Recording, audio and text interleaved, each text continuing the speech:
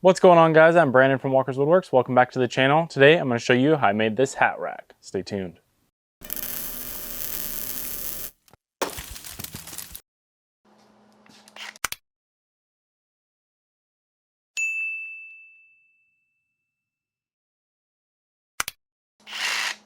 So the first thing I had to do was break the lumber down into more manageable pieces. I did this with my jigsaw. I made sure to rough cut the pieces longer than I needed so I could bring them down to final size later.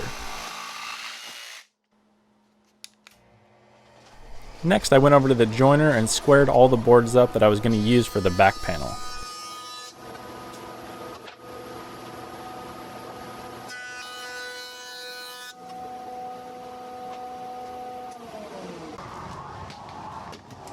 Once I had that nice edge to reference from, I took them over to the table saw and I cut them all to width. If you're wondering what those are on my table saw fence, they're called stock guides. I have a video of using them and kind of reviewing them that I will link in the description if you guys want to check that out. I decided to make plans for this project, so if this is something you guys think you might want to make on your own, I'll leave links to that in the description below. I really appreciate you guys that have purchased plans in the past. The support means a lot. I took all the boards for the back panel over to the miter saw and squared up one end, but I didn't cut them down to final size yet. I'll do that after the glue up.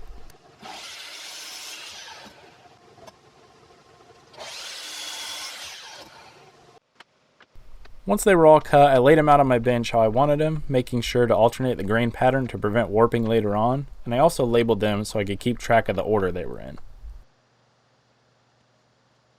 Then I used a T-square to mark out lines for biscuits. I usually start about 4 inches in from the end and then space them out about 6 inches between each one, but it doesn't really matter. Using biscuits on panels and tabletops is more for alignment than stability, but I find it really helps to line up the pieces so you end up with a panel that you don't have to flatten as much once it's glued up.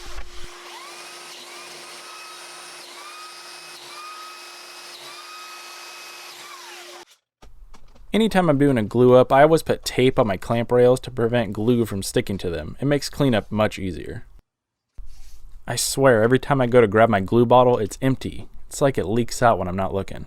Anybody else have this problem, or is it just me? Anyway, now that my bottle's full, I can continue with the glue up.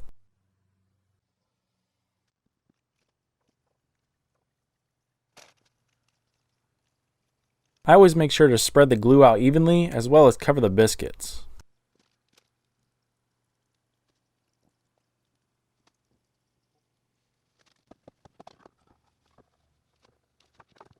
It's a good idea to distribute the clamping pressure evenly from top to bottom, and it's also a good idea to clamp the seams of the boards on the ends to help with alignment. You could also use cauls for this instead.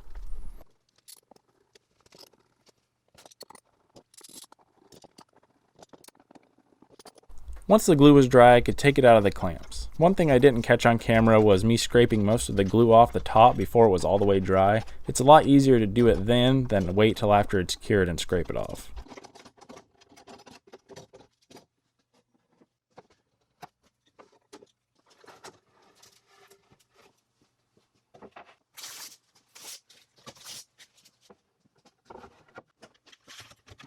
I, however, did not do it to the bottom, so I'm going to have to scrape all this off.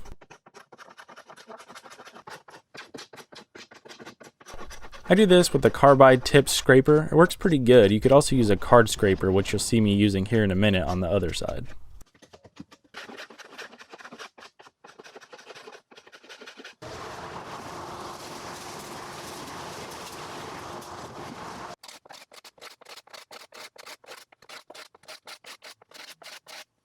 Once I had the bulk of the dry glue removed, I grabbed my orbital sander and started sanding at 80 grit just to get everything flattened out.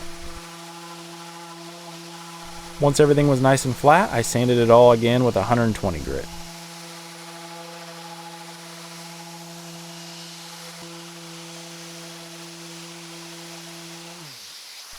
I put the panel in cauls and I set it aside to start working on the rest of the hat rack.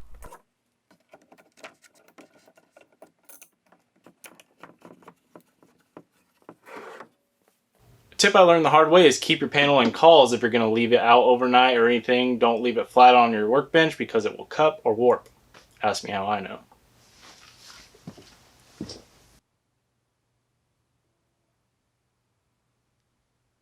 Going off my list, I started cutting all the pieces I needed for the frame and the shelves to length at the miter saw, and then to width at the table saw.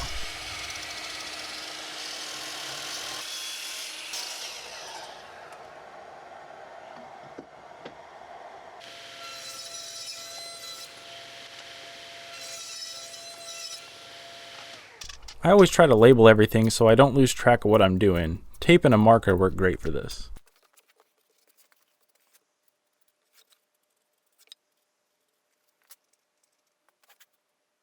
I know you guys always like when I include my mistakes in my videos, so these are the sides. These are supposed to be 8/4, not 4. Let's try this again.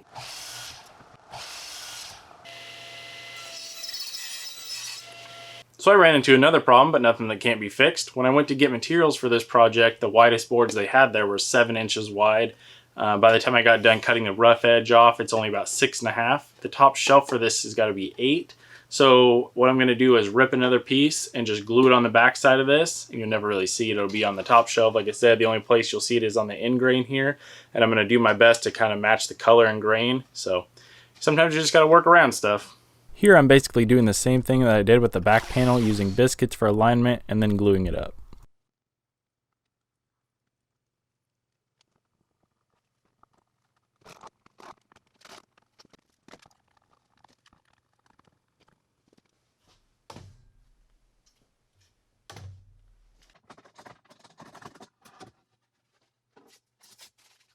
This one was much easier to flatten because it was small enough that I could actually just run it through my planer.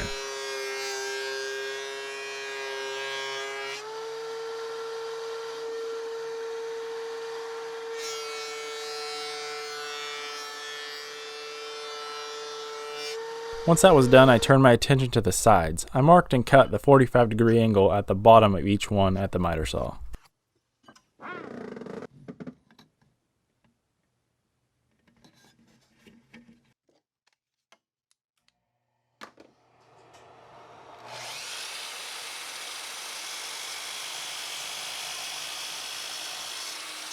Then I marked the thickness of the shelf so I knew exactly how big to cut the dado.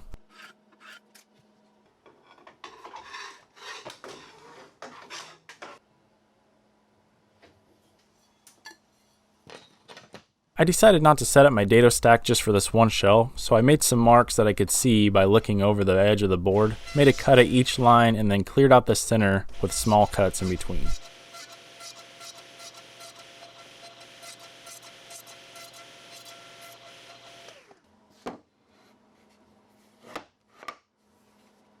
Then it was time to pull the panel back out, remove the cauls, and trim it to final size.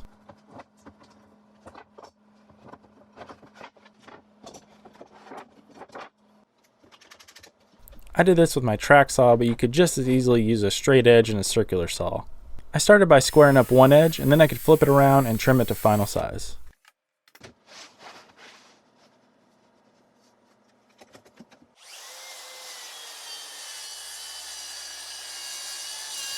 Once the back panel was cut to final size, I went back and did a final sanding on it at 220 grit.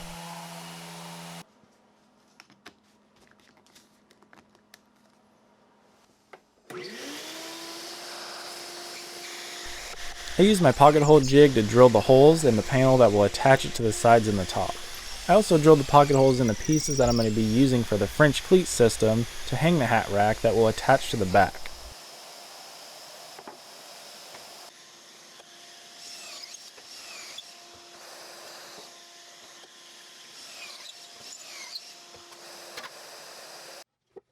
Using the boards for the French cleat system as spacers, I laid out the panel on them, applied glue to the edges, and then lined up the sides, clamped it, and then could flip it over to drive in the screws.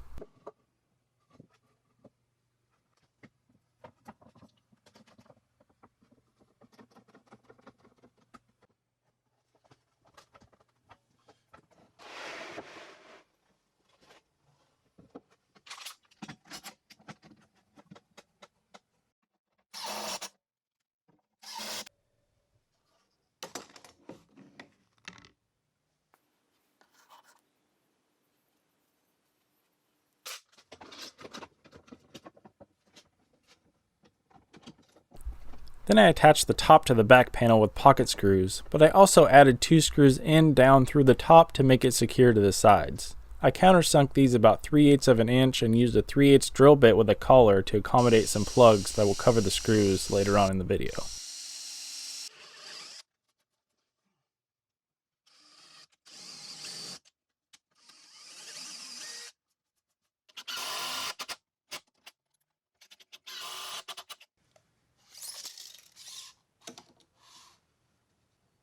I waited to get to this point to take a measurement for the shelf just so I knew it would fit exactly right. So I measured, marked, and notched out the shelf on my bandsaw.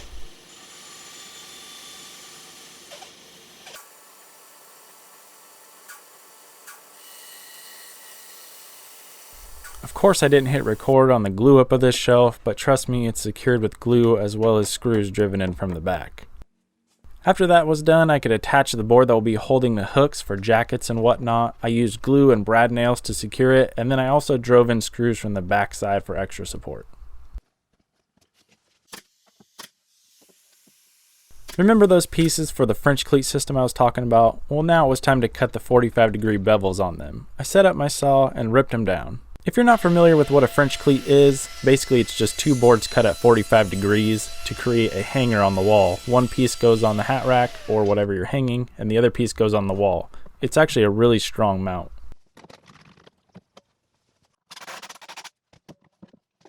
I put this piece across the bottom to keep the same distance away from the wall, even though I probably didn't need to because of how the sides are, but this will give it a little bit more support as well.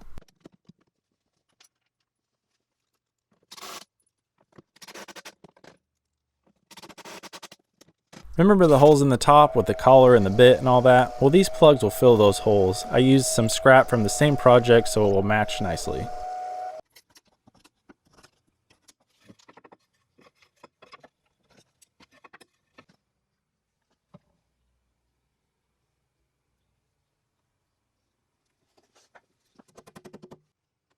After they were dry, I used a flush trim saw and then sanded them off smooth.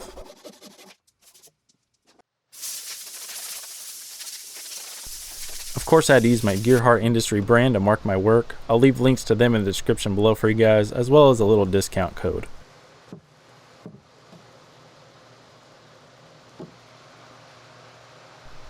Then it was time for the best part, the finish. It's brought to you by the sponsor of this video, Walrus Oil. If you guys have followed me very long, you know I've used Walrus Oil products on my cutting boards for a long time. I really love all the natural products they offer, and the small family-owned business is ran by amazing people. This new furniture finish they came out with is easy to apply, smells great, and brings out the natural beauty in the wood without that fake plastic-looking finish. Being an oil and wax blend, it seals and protects as well. I will leave links to the furniture finish as well as other products by Walrus Oil in the video description below for you guys to check out. They also agreed to give my followers a percentage off, so I'll leave that coupon code in the description as well. The last step to this build was just to evenly space out the hooks and then attach them.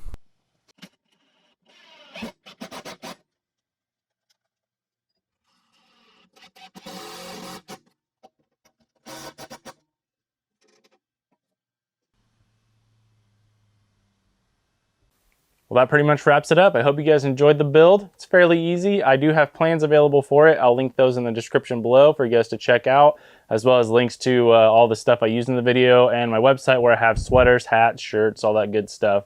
If you did like the video, like, share, subscribe, hit that notification bell to know when I drop new videos, and I'll see you guys on the next one.